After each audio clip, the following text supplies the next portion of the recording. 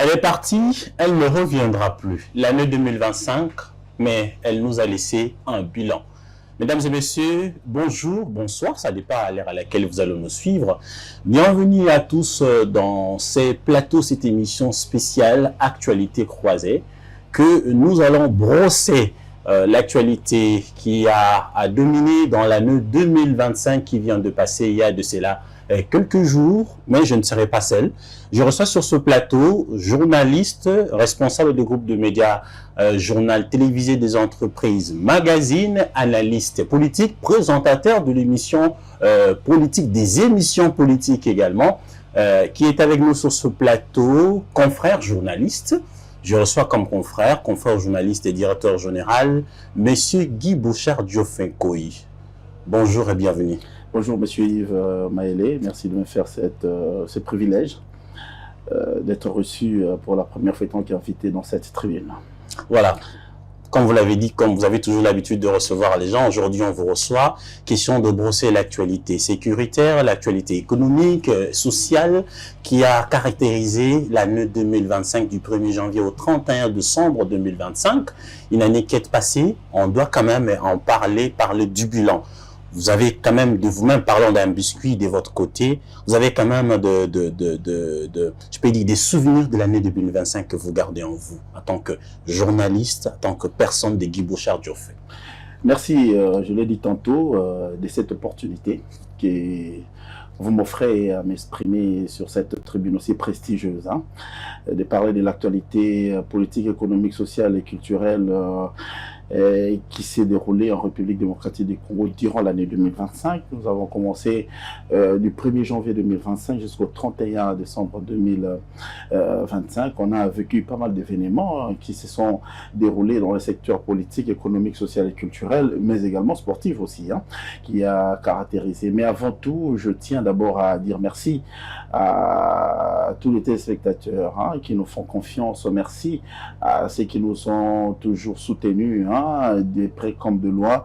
Je leur présente, avec votre autorisation, le vœu le meilleur pour cette année 2026 qui commence. Je reviens à votre question. Écoutez, l'année 2025 s'est déroulée comme ça devrait l'être, par la grâce de Dieu et avec les animateurs qu'on a eus. Sur le plan politique, il y a pas mal d'événements. Vous avez connu la déchéance du président de l'Assemblée nationale, Vital Kamerhe, qui était le choix autrefois du président de la République. Et il a été éjecté de son fauteuil du chairman de l'Assemblée nationale. Il est remplacé par Boji Sagara. Il y a pas mal d'événements. On a connu également la condamnation de Constant Mutamba. On a connu l'avancée spectaculaire des groupes rebelles à l'est du pays, malgré l'offensif de nos forces loyalistes qui font un travail remarquable, et puis avec l'appui du gouvernement congolais. Il y a eu pas mal de choses, hein, il y a eu pas mal de choses. Je note avec beaucoup de réserve et une année mitigée. Il y a eu des bons comme des mauvais. On aura, je ne sais pas, avec votre autorisation, le temps d'épiloguer là-dessus. Voilà, on commence avec le remaniement. Parce qu'il y a eu remaniement du gouvernement en l'année 2025. On a gardé la première ministre Judith Suminwa Tubuka. On a connu d'autres ministres, il y a eu des changements. Et, par exemple, le ministre qui est au portefeuille et maintenant à l'aménagement du territoire. On a connu beaucoup de changements au sein du gouvernement Judith Suminwa 1 qui est devenu Judith Suminwa 2. Qu'est-ce que vous retenez de bon? Est-ce que c'est une bonne sélection que le président de la République avait fait pour mettre tous ces ministres? D'autres sont partis, d'autres sont revenus et il y a eu des nouvelles têtes comme Grace Coutinho au ministère de la Jeunesse. Bon, il y a eu un suspense inutile que la population a vécu. Hein. Durant un bon bout de temps, on attendait la sortie du gouvernement Suminwa 2 parce que le président de la République l'avait déjà évoqué lors d'une sortie médiatique et que Suminwa sera maintenu. C'était une surprise. Et la suspense que tout le monde attendait, c'était d'échanger des figures qu'on a toujours l'habitude de voir. Hein. Je prends l'exemple de Jean-Lucien Boussard, auquel la population est revenue sur son maintien à chaque fois. Jean-Lucien Boussaki devient l'inamovible dans le gouvernement. On a parlé, indispensable dans le gouvernement. On a décrié, hein, les journalistes ont fait des analyses, les hommes politiques, ils ont parlé sur le changement de certaines têtes. On a parlé aussi de Jean-Pierre Bemba. On disait, mais est-ce qu'on peut pas faire cette mutation de transport, qu'il rentre à la défense? Il y a eu quand même des propositions. On a parlé, le chef de l'État même lui-même a parlé de Liao Eboa, de la fonction publique qui sera maintenue. C'était sans surprise, hein. On a vu Liao être maintenu. On a parlé aussi, il y a certaines têtes qui sont rentrées. Donc cette suspense était vraiment inutile. Il fallait aussitôt annoncer la sortie du gouvernement, procéder directement à la sortie du gouvernement, parce qu'il y a eu juste un petit réaménagement technique, des 2-3 petites têtes qu'on a changé. Et on a vu l'entrée de Grace Coutinho qui est sorti de nulle part. Il n'a jamais travaillé dans une administration congolaise. Il n'a jamais, mais on a vu à la surprise générale un ministre des Affaires étrangères. On a vu aussi celle qui était à la jeunesse est partie comme ministre des Affaires étrangères, ministre des Affaires étrangères. Donc c'était des réaménagements techniques et qui n'ont servi malheureusement à rien. Donc ça ne pouvait pas prendre tous ces temps-là. Et la population est restée figée de poser la question, mais qu'est-ce qui s'est passé finalement? Ce ne sont pas les mêmes mots qui vont produire les mêmes effets, mais dans l'exercice de l'activité, on a quand même vu à quelques pourcentages près certaines réactions de par le Premier ministre et son ministre du Budget, mais également au ministre de l'économie nationale, Daniel Mokoko-Samba, qui ont quand même donné du punch. On a vu la baisse du prix de carburant à la pompe. On a vu c'est parti de 2900, aujourd'hui ça s'est négocié à 2400. On a vu quand même, on a aménagé le dollar avec le gouverneur de la banque Wameso.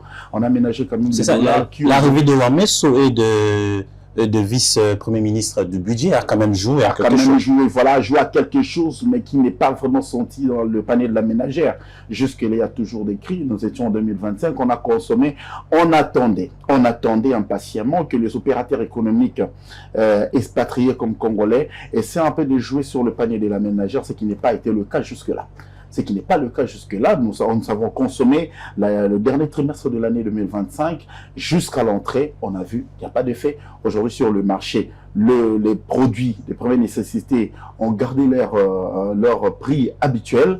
Mais vous voyez que le dollar américain est parti de 2900 jusqu'à 2250, voire même à 2210. Mais aujourd'hui, il n'y a pas de changement. Il n'y a pas de changement sur le panier de la ménagère. Ce sont des questions comme ça qui taraudent l'esprit des Quinois et la population se pose la question, est-ce que c'était un coup d'épée dans l'eau ou soit on est en train de faire des spectacles politiques inutiles? Voilà, vous avez tout à l'heure parlé de taux de change qui a changé subitement. Vous avez dit aussi ça n'a pas joué au panier de la ménagère. C'était un travail nul où le gouvernement voulait nous faire voir qu'il fait quelque chose, mais en réalité il ne fait rien, soit c'était comme d'autres économistes ont donné des analyses que c'est une fête éphémère. À l'exemple de l'ancien président de l'Assemblée provinciale de Kinshasa, le professeur Godempoun, qui a dit c'est une fête éphémère. Alors, monsieur, il faut reconnaître que, vous savez, pendant la période de la campagne électorale, le chef de l'État sillonnait quelques provinces pour ne pas dire le 26. Il a sillonné les provinces. Le cri de la population était dollar et Kitaï, dollar et Kitaï. Je crois que c'est un message qui est allé dans les oreilles du chef de l'État 5 sur 5, un message qui a été capté. Alors, il fallait monter une équipe de warriors, permettez-moi de le dire ainsi, des guerriers qui pouvaient venir quand même interpréter cette vision de la population par le chef de l'État afin que nous sentions quelque chose sur terrain. Et là, qu'est-ce que vous vouliez? Le chef de l'État voulait avoir des personnes capables de changer cette donne. Parce qu'on ne savait pas, l'économie, on dit notre économie est extravertie, mais en interne, nous avons quand même une monnaie nationale, une monnaie qui doit être maîtrisée. Vous comprenez? La monnaie nationale, si ce n'est pas de maîtriser, ça devient l'apanage des expatriés.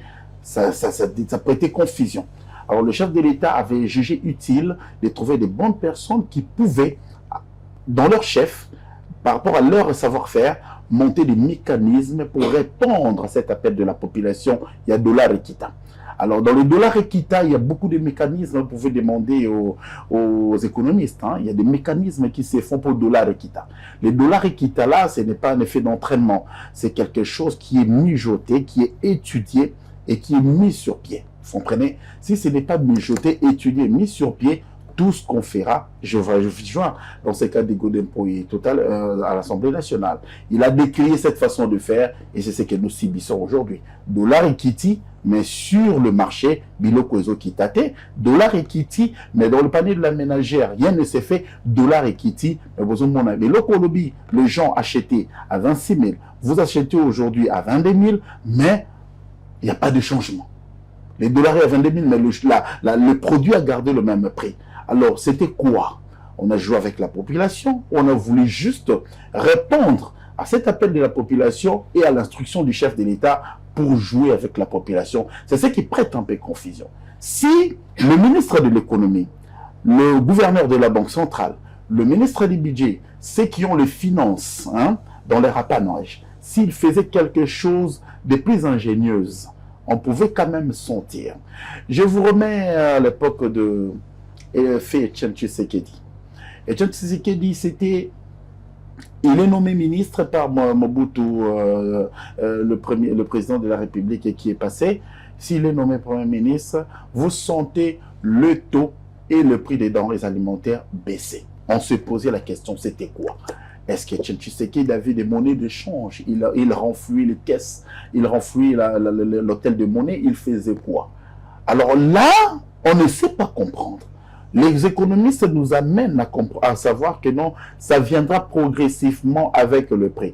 On nous a mis dans une hypothèse pour savoir, écoutez, il y a eu de ceux qui ont acheté leurs produits à un tel taux, il faut attendre 3 mois jusqu'à ce qu'ils se conforment avec le taux formel de la Banque centrale. Mais on a attendu très longtemps. Va demander la boîte de lait, va demander la mesure de riz, va demander le filet des oignons, va demander de l'ail, va dans le marché, va demander. Oui, il y a des clameurs, il y a certains. J'ai vu le ministre de l'économie, il a fait en 2025, s'il faut faire un retour rétrospectif. J'ai vu le ministre faire des tours dans certaines chambres froides, demander est-ce que vous avez baissé dans certains marchés. On a vu même des petites chroniques être faites par des journalistes par-ci par-là pour quand même essayer un peu de poser la question aux mamans qui vendent dans des marchés de fortune, biloko Equity, biloko, oui, Equity, mais est-ce qu'on a gardé le cap? Ce qui est déplorable. Même le pain, d'ailleurs, qui avait le prix était réduit à 450 francs, aujourd'hui est revenu à 500 francs. À 500 francs partout. 500 francs. 500 francs. Voilà, partons à l'Assemblée nationale. L'ancien président de l'Assemblée nationale, Vital Kamerhe, est parti du perchoir en 2025. Il était un témoin gênant pour le pouvoir, soit où il n'allait pas aider les pouvoirs à accomplir le vœu du changement de la Constitution. Pourquoi Vital Kamerhe est parti? Analysons un peu à ce sujet. Vital Kamerhe ne pouvait que partir. Ah, vous allez vous étonner, mais Vital Kamerhe ne pouvait que partir. Un allié de taille du chef de l'État depuis Nairobi. Vous pouvez le dire aujourd'hui, mais est-ce qu'il est toujours allié de taille? On pouvait le considérer hier, mais pas aujourd'hui. Les donnes ont changé, monsieur Yves Maélé. Les donnes ont changé sur terrain. Aujourd'hui, Vital Kamerhe, hier, comme hier à Nairobi, était l'allié, parce que celui qui a soutenu la candidature de Félix Tshisekedi, jusqu'à briguer quand la magistrature suprême en République démocratique du Congo. Le chef d'État a fait des concessions. On a connu cash. FCC cash. On a connu cash. Et avant de jeter la FCC, nous sommes restés. D'abord, c'était cash. Vous comprenez? Qu'est-ce que ça produit, cash? Qu'on se le dise. Qu'est-ce que cash a produit?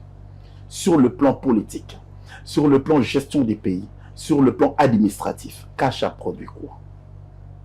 C'était un mariage contre nature. En des termes clairs. Parce qu'aujourd'hui, si on vous dit de faire l'évaluation de cash, vous verrez que ça n'a rien produit. sur le plan politique, on pouvait comprendre, voilà la génération de Cash. Voilà ce que Cash a généré comme homme politique. La classe politique de Cash, voilà. On n'allait pas se plaindre aujourd'hui. On n'allait pas se plaindre. On n'allait pas revenir sur... la Constitution allait être révisée depuis longtemps. Mais Cash a produit quoi? Zéro. Vital Kamerhe, puisqu'il s'agit de lui qu'on parle. Vital Kamerhe, je vous ai dit tantôt, c'était la personne qui ne pouvait que partir. Vital Kamerhe n'a toujours pas convolé la juste noce avec les idéaux de l'Union pour la démocratie et le progrès social. Comment l'UDPS regarde comment Vital Kamerhe? Nous sommes des analystes. Nous faisons nos analyses. Comment l'UDPS regarde Vital Kamerhe? Je vous remonte dans l'histoire. Joseph Kabila, président de la République, Vital Kamerhe sort un livre, 10 raisons. Tu t'en souviens? Oui, en 2009. Où sont parties ces raisons? C'est Vital Kamerhe qui a couché sa pensée en écriture. Hein? l'UDPS était là, en opposition. Vital Kamerhe n'a pas aménagé. Vous allez me dire que non, c'est la politique. Oui, c'est la politique, mais les écrits restent. Donc ces raisons-là sont accouchées sur papier. Et ces raisons-là demeurent. Vital Kamerhe, qui a trahi hier, trahira aujourd'hui. Vital Kamerhe qui était en première ligne avec Jean-Pierre Bemba, Martin Fayolo, Matungulu, à Genève, ils étaient là. Vital Kamerhe est sorti comme Judas pour dire à Fachi ce qu'ils se sont dit. Je ne sais pas. Je vais vous soutenir. Mais quand vous soutenez quelqu'un et que l'autre là revient, Tshisekedi a une culture politique apprise à la base. Il écoute plus la base que des compromis. Il faut comprendre ça. On peut s'entendre avec vous.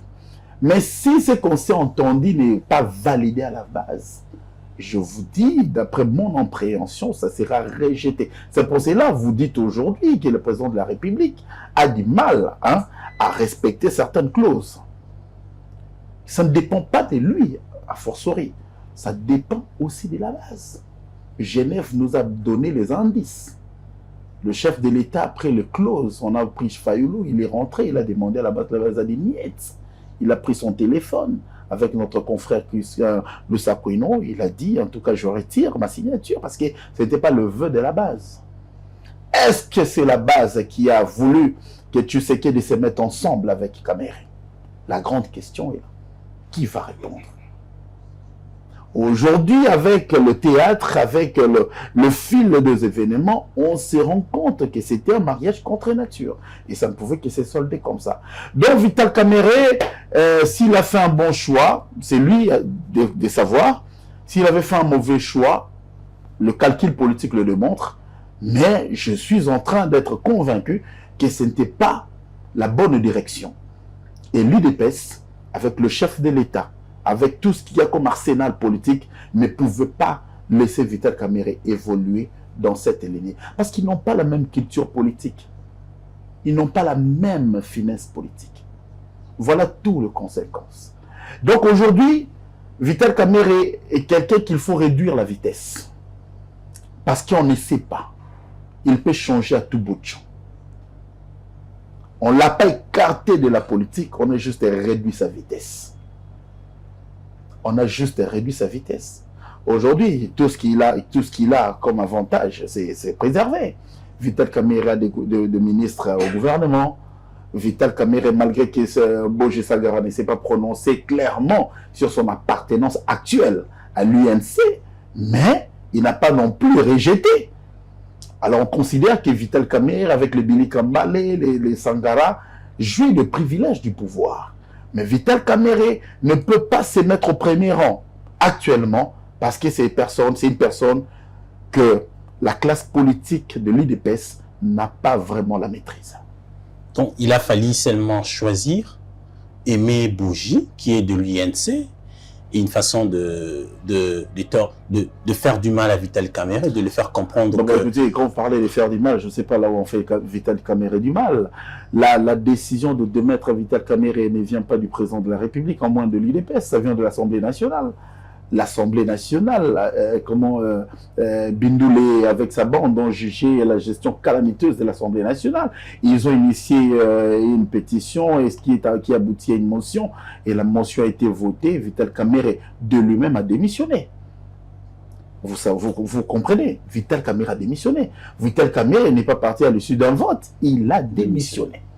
Peut-être il pouvait être repêché s'il y avait vote, mais il a fait la lecture des événements.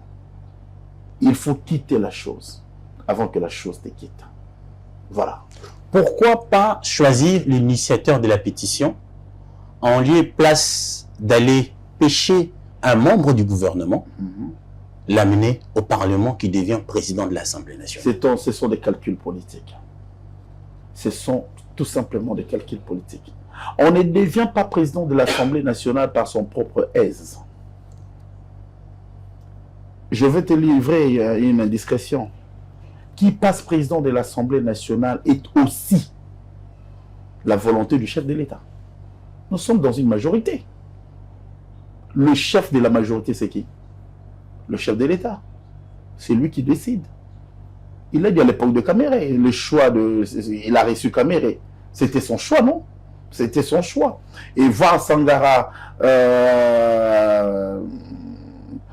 diriger l'Assemblée nationale, ce n'est pas un fait d'hasard. Le chef a voulu que ce soit Sangara et Sangara reste. Voilà. Et voilà. Donc, si nous pouvons comprendre par rapport à ce sujet, Aimé Boji va faciliter les calculs politiques de l'Union sacrée de la nation.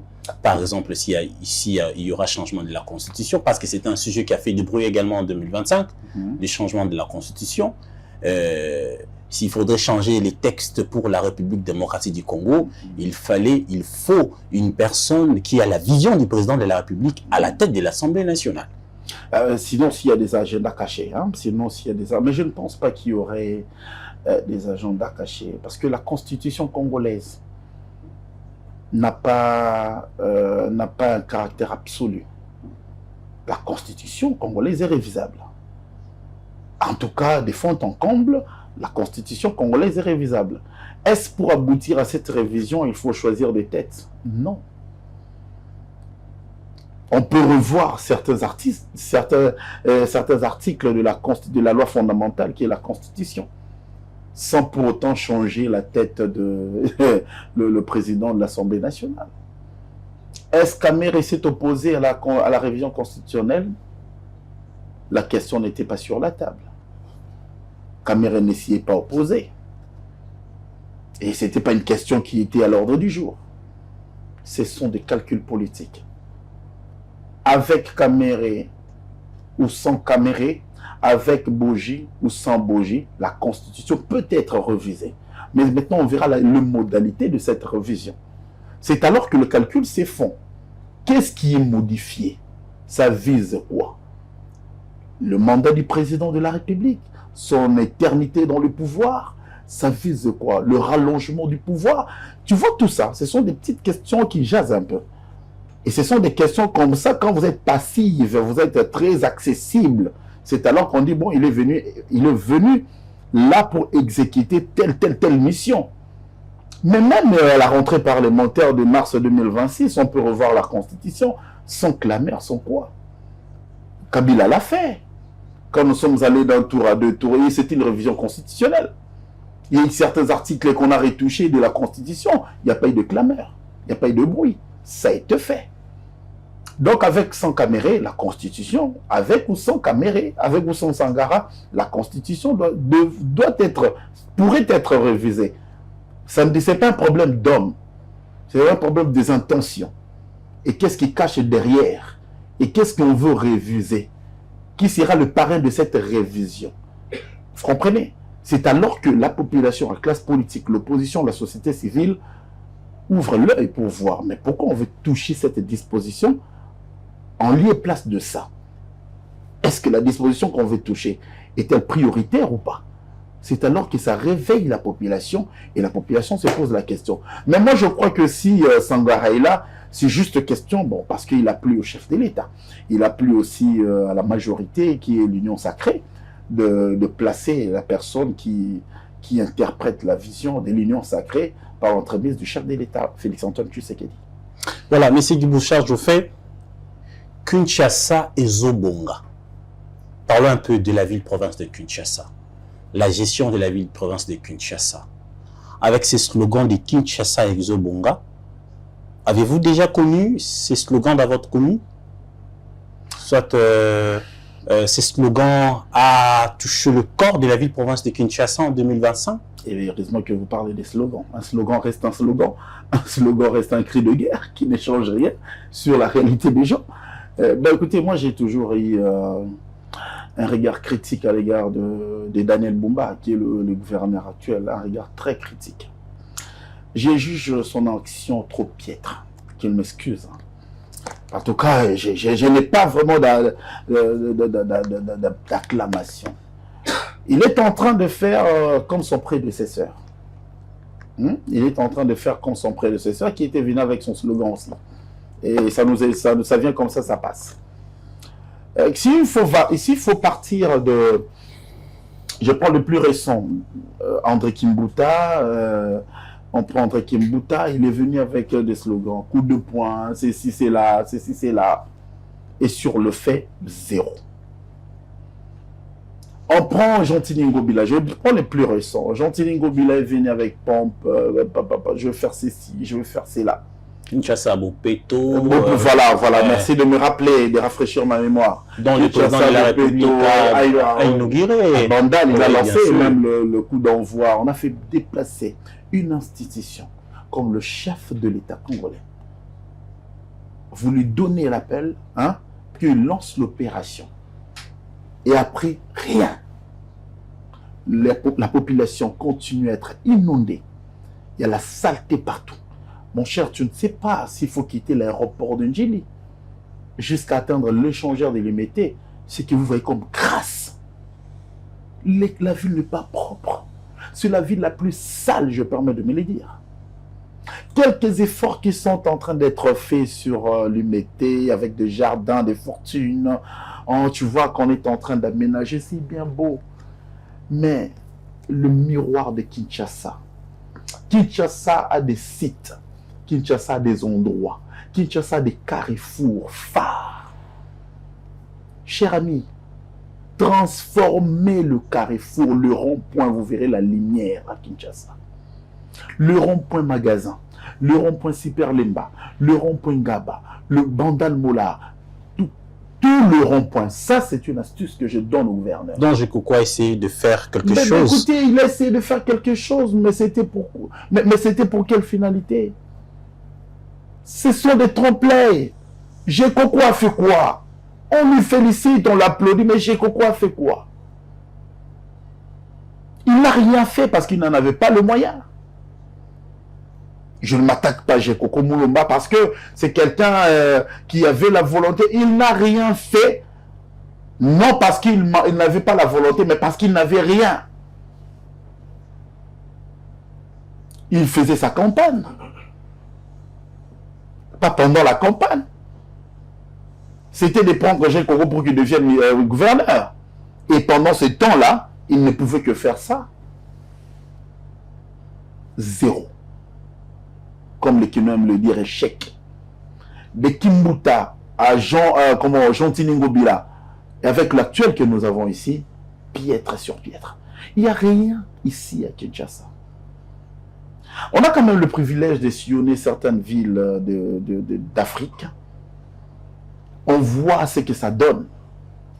Va à Abidjan, va à Tunis, va à Casablanca, au Maroc, va au Caire. En Égypte. Papa, vous voyez les capitales. C'est le miroir, mon frère.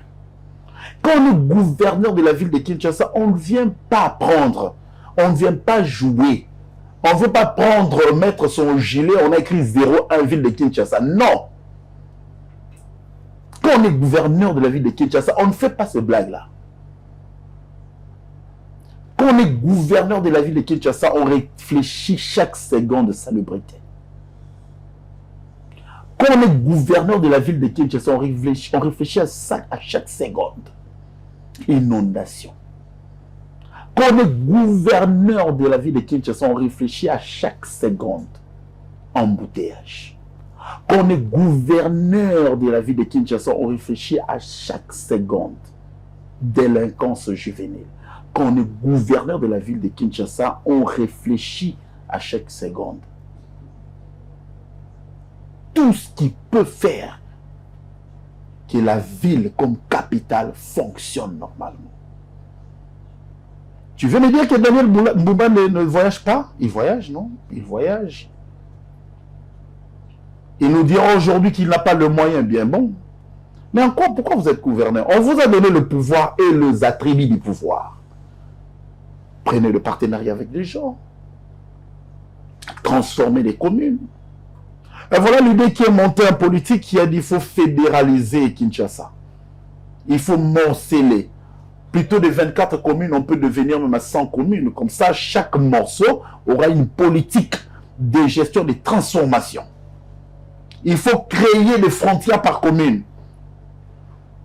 Pour que celui qui quitte Matete entre à Lemba, il faut qu'il y ait raison.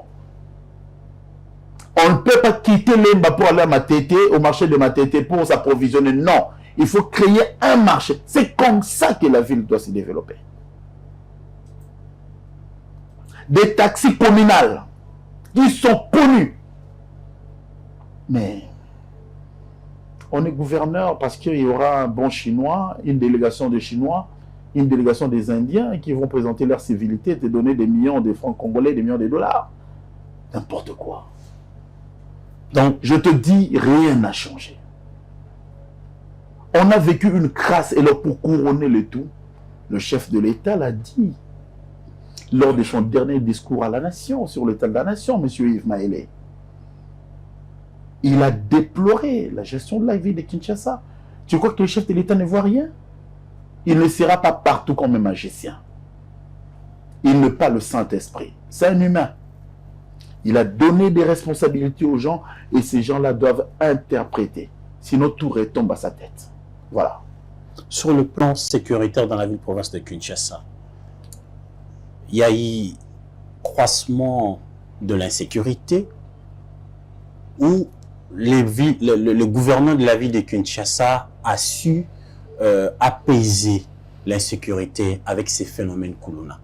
Ben écoutez, il y a eu certains efforts qui ont été soutenus par les opérations lancées par le ministre de l'Intérieur Ndobo et aussi Mutamba, le ministre sortant de la Justice. Et ils ont lancé une opération conjointe entre le ministre de la Justice et le ministre de l'Intérieur. Alors là, Daniel Mbouba est innocent. Il subit seulement les opérations menées par le ministre parce que nous sommes au centre des institutions qui est la ville de Kinshasa. Alors, Daniel Mbouba, son sein, je ne sais pas ce qu'il fait avec sa police de la ville-province de Kinshasa, mais quand même, il y a quand même un brin de bonne volonté. On a senti quand même le général Kaboui qui est recensé, les jeunes délinquants qui aujourd'hui sont transformés en bâtisseurs. Ils sont allés à Kanyamaka CC. On a vu les jeunes gens faire le champ. Aujourd'hui, nos universités sont approvisionnées par des maïs. On a vu des bancs donnés à des écoles. Il y a quand même certains efforts, mais ces efforts-là, Mbouba ne doit pas se bomber la torse. C'est pas lui. Le mérite revient au ministre de l'Intérieur, aussi de la Justice en son temps, Constant Mutamba, qui ont quand même mené une opération Ndobo et l'opération de Mutamba, j'ai quand même oublié, mais je sais que cette opération a quand même produit des fruits et on a senti pas une légère, on a senti une légère bon, il y a quand même dans certaines communes, on sent quand même qu'il y a une sensation que le pouvoir de l'État est en train d'être établi.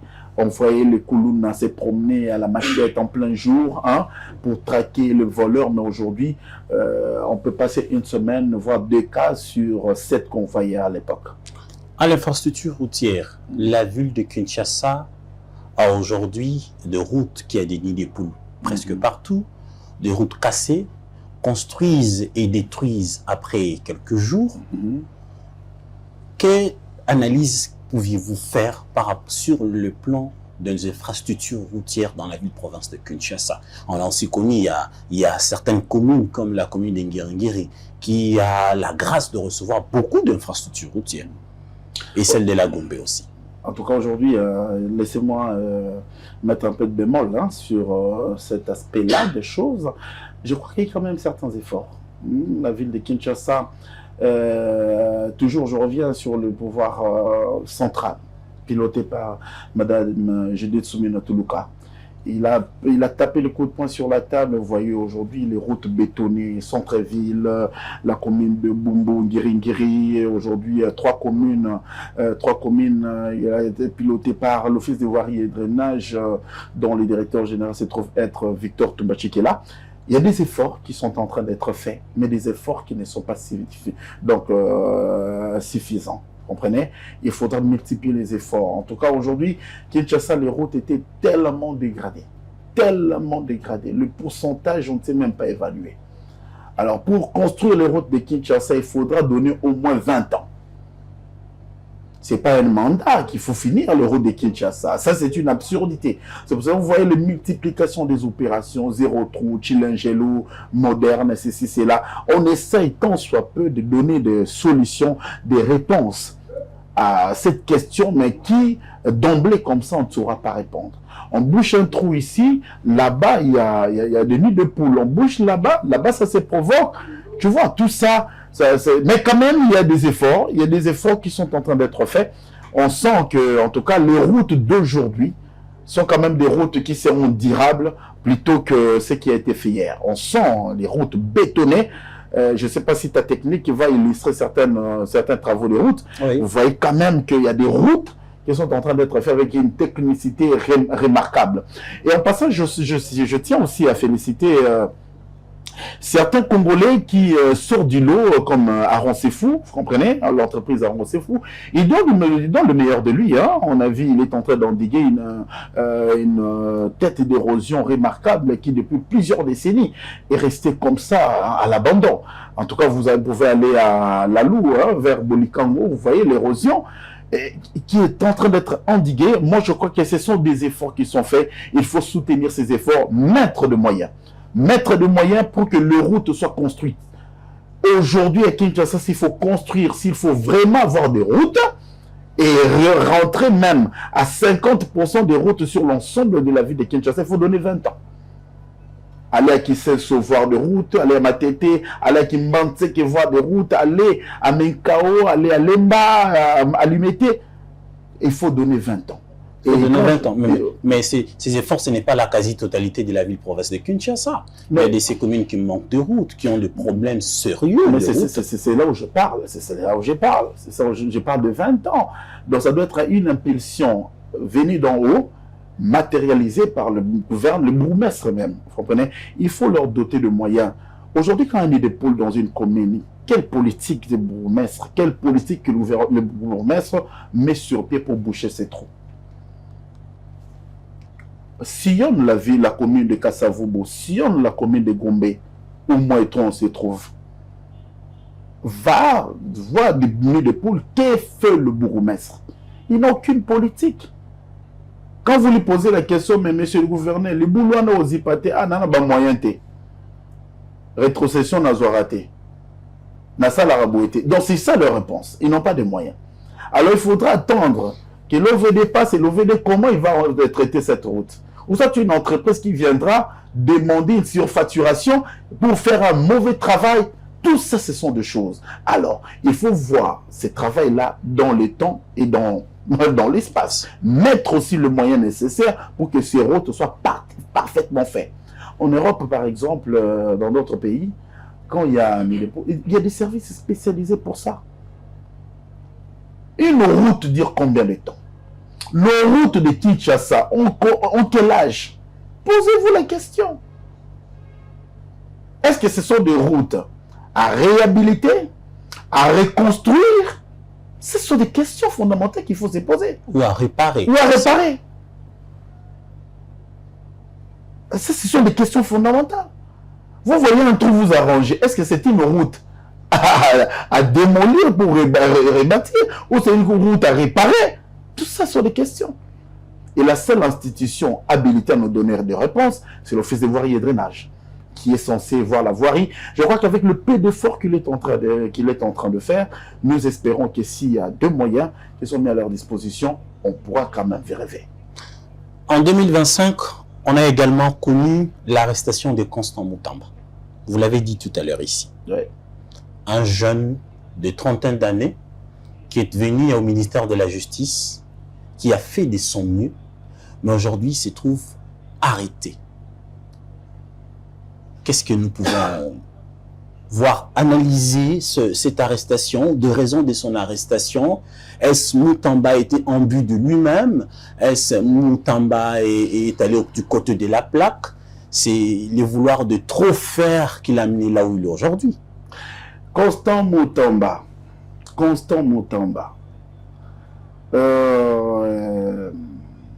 Ben écoutez, vous savez, nous sommes africains.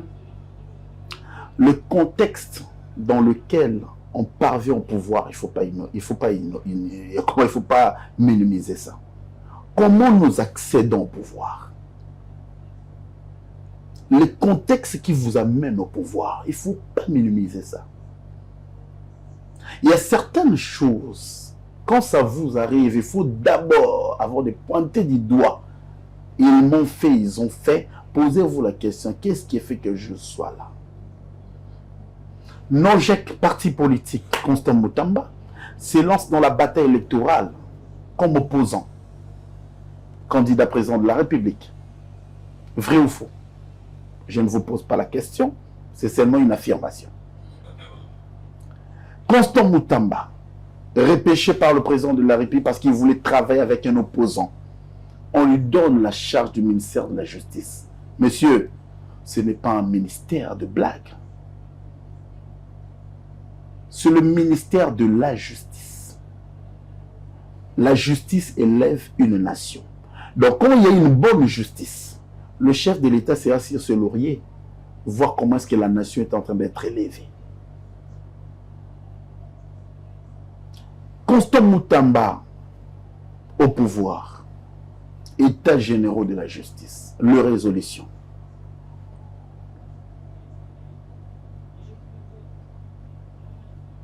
Il s'est mis en guerre avec le Conseil supérieur de la magistrature. Est-ce que c'était opportun?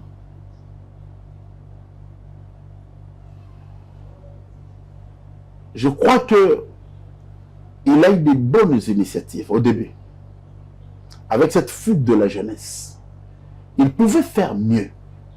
Mais il a minimisé le contexte dans lequel il s'est retrouvé au ministère de la Justice. Est-ce que c'était un piège? Est-ce que c'était pour qu'il apporte une contribution significative étant qu'opposant? Est-ce que c'était pour faire le populisme? C'est 3 questions. Est-ce qu'il a eu le temps de s'examiner, de poser des questions utiles par rapport à ce que moi je dis? Je crois non. Le ministre des populaires. Le plus connu. Le plus connu. Et le plus aimé de la population. Non, ça c'est vous qui le dites. C'est vous qui le dites. On a connu des veillées ici. Écoutez, des veillées à domicile. Des veillées à domicile. De marches. Des veillées à domicile qui n'ont regroupé qu'à peine 50 personnes. Ce sont les applaudisseurs qui venaient là pour prendre le café, le pain. Vous avez vu quelqu'un passer là-bas, passer nuit? Si pas ces jeunes gens du quartier? Est-ce que la nation a besoin de ça? Est-ce qu'on a besoin de ça? Tu as vu le président vénézuélien, sa population faire la veillée parce qu'il est arrêté par les Américains? Ce sont des histoires. On n'a pas besoin de ça. On n'a pas besoin de ça, mon cher ami. Le Congo d'aujourd'hui, de Félix Tshisekedi, n'a pas besoin de tout ça. C'était quoi les péchés de Moutamba? Ben écoutez, je ne saurais pas lire son péché, c'est Dieu qui connaît son péché. Moi, je ne sais pas, c'est Dieu qui connaît son péché. Et on peut dire péché politique. Ben le péché politique, c'est de ne pas avoir lu, je le dis ici. Oui. Il n'a pas lu le signe du temps et du contexte dans lequel il est arrivé au pouvoir. S'il avait lu ça, en tout cas, aujourd'hui, Moutamba serait le ministre le plus excellent. Ça ne vous coûte rien de comprendre les gens et de faire avec des tiédiers et puis de changer. Qu'est-ce que le président de la République a fait pour maîtriser tout le monde? Qu'est-ce que le chef de l'État a fait? Qu'est-ce qu'on n'a pas dit du chef de l'État quand il est arrivé au pouvoir? Il y a eu un problème sérieux par rapport à ce sujet. Aux même époque qu'on a levé l'humilité de Moutamba, Oui. c'est en même époque qu'on a demandé de lever des humilités de l'ancien ministre des Finances. Oui. Mais avec les dossiers de Moutamba, il y avait une rapidité du TGV. Mais que voulez-vous dire par là? La justice a sa façon de travailler. Vous voulez remettre en cause ce que Firmin Vondé a fait, monsieur? Vous voulez remettre en cause? Je demande juste vos analyses. Vous avez le courage de remettre en en cause ce que Firmin Vondé a fait. Il y a une action judiciaire. Ça a été mené de la manière dont ça a été mené. Qu'est-ce que vous voulez? Si ça devrait aller vite avec Moutamba, tant mieux. Si ça devrait aller lent. Mais vous avez vu, on a statué sur le temps de Nicolas Kazadi. Nicolas Kazadi, il semblerait qu'il est lavé de tout soupçon. Que voulez-vous? Vous voulez parce qu'on a condamné Moutamba, on condamne aussi Nicolas Kazadi. Aussi longtemps, il n'était pas condamnable. Ça, c'est n'importe quoi. C'est là où les gens ne comprennent pas. Je répète encore ici. Si notre brillant ministre de la Justice, qui est passé comme du vent, comprenait les contextes de sa venue au pouvoir, ne pouvait pas retomber dans de telles erreurs. Alors, parlons de la sécurité. Le plus grand sujet, l'accord RDC-Washington et l'accord RDC, allais-je dire, Rwanda, signé en Washington sous la coordination du président Donald Trump des États-Unis. Cet accord du siècle, je peux le dire ainsi, cet accord qu'on ne dit pas, les pouvoirs ne disent pas que c'est... Et on parle d'accord, pas d'accord économique, mais l'accord de paix. Les contextes de la signature de cet accord. Pensez-vous que cet accord va porter du fruit? Parce que même 2 jours après la signature de cet accord, il y a eu la prise d'Ouvira, seulement en 2025. Dans le propos du président rwandais, lors de la signature, je répète, il a dit, s'il n'y a pas respect de cet accord, il n'y aura pas un problème aux États-Unis. Il s'agissait des Africains. Et le président Tshisekedi dit, pour lui, de sa part, pour la République démocratique du Congo, il va veiller de telle sorte que cet accord puisse s'accomplir. Parlons un peu, brossons un peu par rapport à ce sujet majeur qui touche la sécurité de l'Est de la République démocratique du Congo. Une question également pour vous balancer toutes les questions par rapport à ce sujet. Cet accord va rester, et cette paix que l'accord de paix apportera en République démocratique du Congo, une paix éphémère, éternelle, parce que cet accord n'a pas connu la participation de la Chambre haute ou de la Chambre basse américaine, ni de la République démocratique du Congo. Ce sont des signatures entre 2 chefs d'État qui partiront un jour. Je vous apprécie dans des mots, quand vous avez évoqué tantôt une paix éphémère ou éternelle. J'ai aimé ça. J'ai aimé ce que vous avez dit. Alors, je reste dans ces mots-là, une paix éphémère ou éternelle. Un président congolais qui est dans l'au-delà, M. Laurent Désiré Kabila, avait initié une idéologie, la paix s'égane. Ok? Et vous verrez même, ça se raconte, hein? Qui veut la paix prépare la guerre. Tu vois, tout ça, ce sont des paroles motivatrices, hein, qui poussent, que la paix ne doit pas être éphémère. Hein? Et il n'y a aucune paix éternelle. Il n'y a aucune paix éternelle si seulement c'est que donne le Christ. Si seulement c'est que donne le Christ. Parce qu'aujourd'hui, que personne ne te trompe, même si on clôturait le 2 344 000 km² de la démocratie du Congo, on aura toujours des inquiétudes. Il y aura des gens qui voudront toujours nous inquiéter. Donc on ne sera pas en paix. Mais seulement, il faut faire des concessions. Seulement, il faut faire des concessions qui nous ramènent à vivre dans la paisibilité. Vous comprenez? Dans la paisibilité. Qu'est-ce que le Congo garde dans cet accord? L'accord est public aujourd'hui, est publié, tout le monde peut voir hein, le contour et le détour de l'accord. Tout le monde sait. Si à chaque Congolais de tirer les draps de son côté pour voir ici, c'est compromettant. Ici, c'est à notre avantage. Mais, au lendemain, soit pendant la signature de cet accord, moi j'étais trop débitatif. Pourquoi je vis une hypocrisie sans pareil dans le chef des signataires. En tout cas, je dois être franc. Il y a eu de l'hypocrisie. Récemment ici, tu vois, Donald Trump a pris le culot de menacer tout le monde. Hein?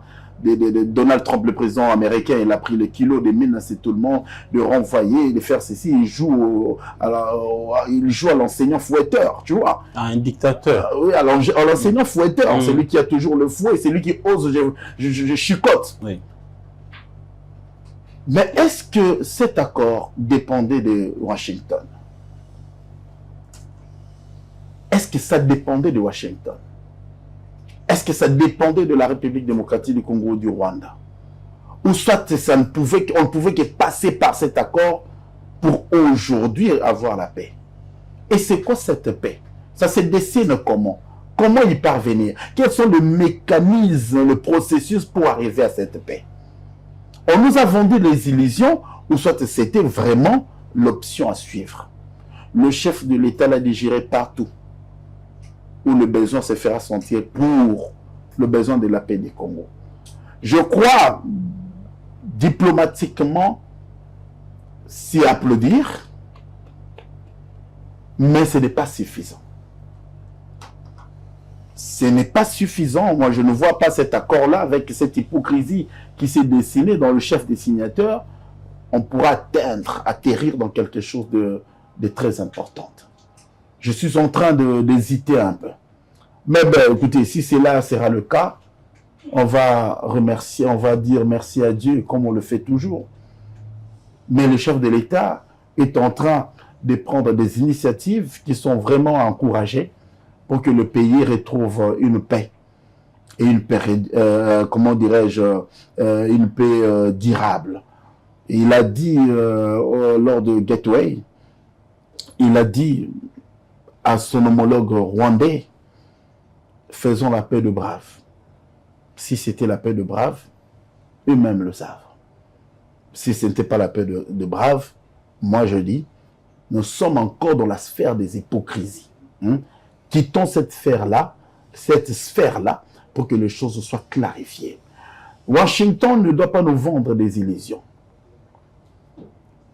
On ne doit pas échanger la vie ou cette, la mort de nos 30, de nos millions de Congolais à cause de minéraux. Non.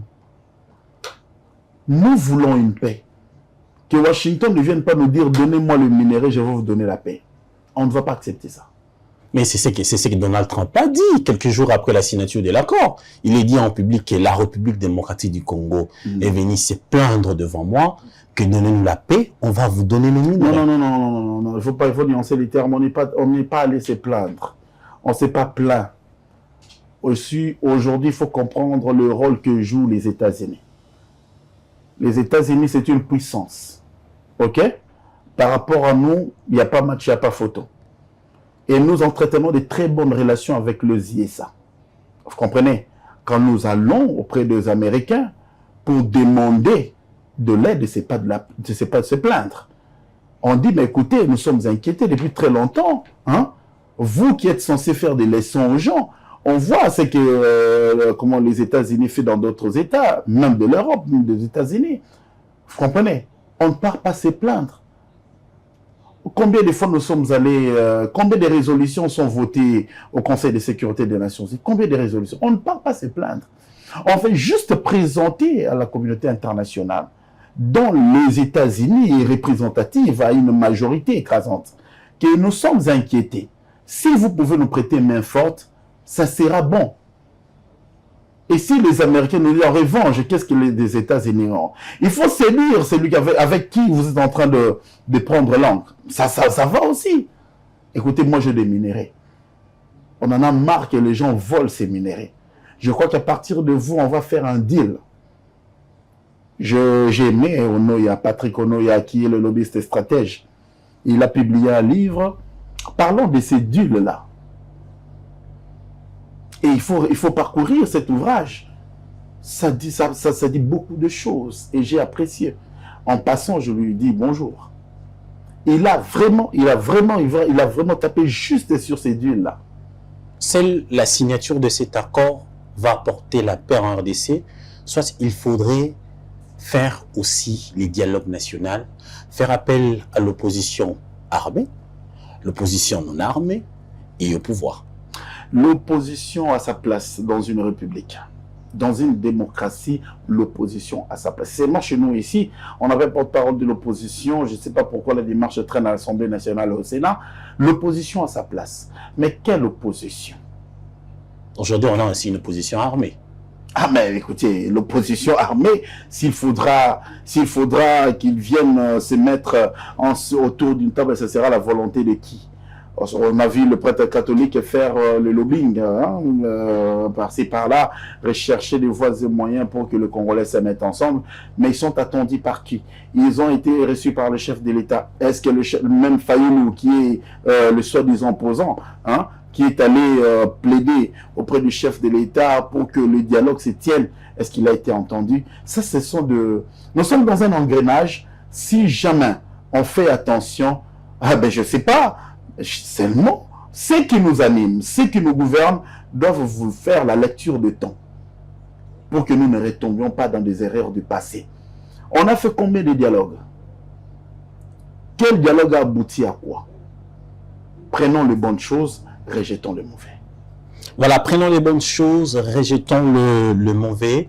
Pour clôturer, M. Guy Bouchard-Dioffé, nous sommes en 2026. Dans le couloir, nous attendons qu'il y aura un remaniement du gouvernement. Ok. Si jamais il y aura un remaniement du gouvernement, qu'est-ce que vous aurez souhaité pour cette année 2026? Mais ça sera pour quel objectif remanier le gouvernement? Moi, je crois que c'est juste pour satisfaire ceux qui sont dans le bord des touches. Les chefs de l'État veulent juste donner du boulot aux gens. Vous comprenez? Ils veulent juste donner du boulot aux gens. Les gens qui ne viendront pas apporter quelque chose de signifiant. On veut juste donner du boulot aux gens, aux chômeurs qui sont dans le bord des touches. Et il n'y aura rien. Je ne crois pas remanier le gouvernement pour quelle finalité? Ceux qui viendront faire quoi? L'économie patauge, la culture patauge, l'éducation patauge, la santé patauge. Ces gens-là qui viendront pour exécuter quel budget, quel financement? On donne seulement du boulot aux gens. Si c'est pour leur bien, qu'ils le fassent. Et si c'est pour des objectifs clairs, en tout cas, je pense que ça sert à rien. Ça sert à rien. Guy Bouchard-Dioffé, journaliste, analyste politique, On n'a pas parlé de léopards, hein, vous avez oublié. Ah, des léopards. De sport. Ah oui, vous êtes passionné de sport, mais il y a déjà une déception qui est entrée à nous. Voilà, on a comme l'impression, comme si on n'est plus dans cette case, ce n'est plus important d'en parler du sujet, mais c'est aussi important quand vous avez parlé de ça. Ce n'est pas important d'en parler. C'est vous, hein, c'est vous. Ben oui, parce qu'en ce moment, on va pas. Qu'est-ce qu'on va dire de léopard parce qu'on est déjà, on est déjà parti? Non, on n'est pas parti. On est encore là. Pour la troisième place. Non, on n'est pas parti. Quand vous dites le léopard est parti, vous voulez insinuer quoi? La CAN. De la CAN, oui. C'est une compétition. Il y avait combien d'équipes? Il y avait combien d'équipes au départ? On finit, même le champion part. Il ne va pas rester au Maroc. Si ça sera le Maroc, tant mieux. Même le champion prendra la coupe et puis partir. Voilà, il y a quand même l'espoir pour la Coupe du Monde. Ben écoutez, les signaux sont favorables. Les signaux sont favorables en tout cas, mais seulement il faudrait qu'on essaie un peu d'être trop agité. Hein? Qu'on essaie un peu d'être trop agité. Mettons une politique sportive qui va amener que tout le monde s'implique dans la réussite de cette équipe nationale qui a de l'avenir. On a vu comment est-ce que l'équipe a presté. On voit comment est-ce que l'équipe est en train d'évoluer. Ne décourageons pas les efforts. Sébastien Desabre, c'est un entraîneur, ce n'est pas un Messi, et il ne vient pas sauver la République démocratique du Congo, c'est quelqu'un qui fait son temps, il pourra partir comme Ibenga fait son temps, mais gardons une ossature prometteuse qui pourra peut-être au fil du temps nous donner quelque chose de bon. Nous attendons aujourd'hui les Léopards être représentés, être présents au Mondial 2026 qui va se jouer au Mexique, au Canada et aux États-Unis. Comme on a perdu la CAN en 8e de finale, c'est une compétition. Nous espérons 52 ans après nous retrouver au Mondial. Et je crois que les signaux sont bons. Si aujourd'hui le ministère des Sports, la présidence de la République et tous les staffs mettaient du sérieux, on sera présent au Mondial. Voilà, on sera présent au Mondial. Monsieur Guy Bouchard-Dioffé, je rappelle que vous êtes directeur général du groupe de presse Journal télévisé des entreprises Magazine et vous êtes journaliste, analyste et politique, présentateur des émissions politiques. C'était un grand plaisir pour moi de vous recevoir dans ce plateau spécial pour analyser l'actualité économique, sportive, politique, justice et tout ce qui va avec de l'année 2025. Un grand plaisir parce que c'est une première fois de vous recevoir, mais je pense que ça ne sera pas une dernière fois. L'année 2026 nous attend encore avec beaucoup de sujets qui nous attendent, que nous devons encore en parler parce qu'en République démocratique du Congo, à chaque heure, il y a un nouveau sujet, à chaque heure, il y a des urgences, donc ça sera important également de vous recevoir. Donc je vous dis un grand merci d'avoir répondu à notre invitation. Le plaisir est partagé, monsieur Yves Mayele. À vous, fidèles téléspectateurs, vous qui nous suivez de partout en Europe, en Afrique, aux États-Unis d'Amérique, merci de nous avoir suivis. Les parties qui est essentielles pour vous, coupez-les, partagez, mettez-les dans vos TikTok, dans vos pages Facebook également. Faites-nous vos messages pour nous donner ce que vous pensez de cette émission et ce que vous pensez également du bilan de la République démocratique du Congo durant l'année 2025 et ce que vous souhaitez également pour l'année 2026. Et sinon, quant à moi, je vous dis au revoir. On se retrouve au prochain numéro.